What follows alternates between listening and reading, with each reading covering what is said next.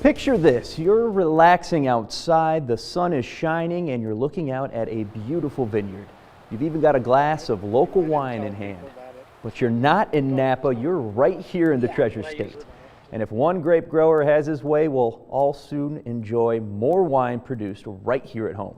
MTN's Evelyn Schultz reports they're starting out small, but Montana's winemakers have grape expectations. Larry Robertson loves vino.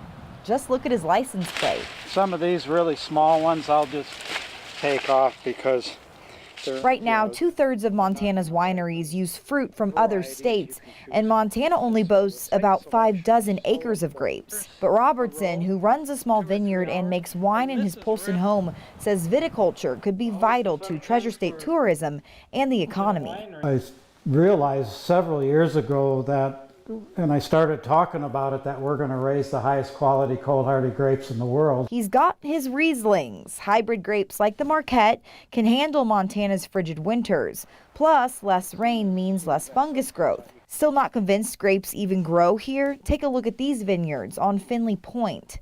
This is where Robertson's been reading between the vines for several years.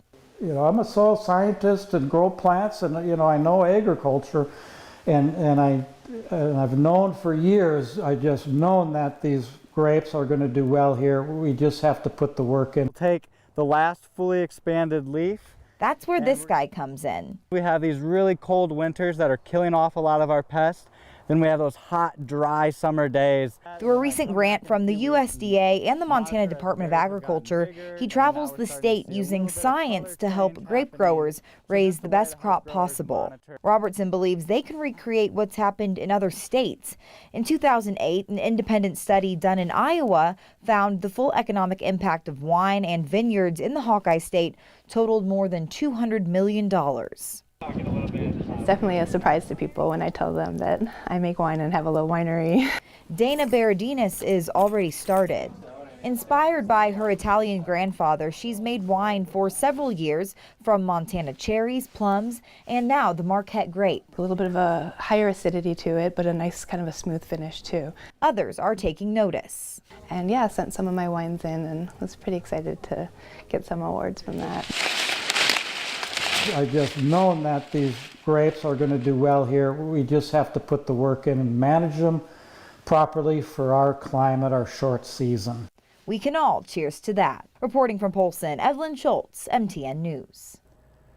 Robertson says successful grape growers work hard, spending about 750 hours per acre per year. Now, getting started can be pricey.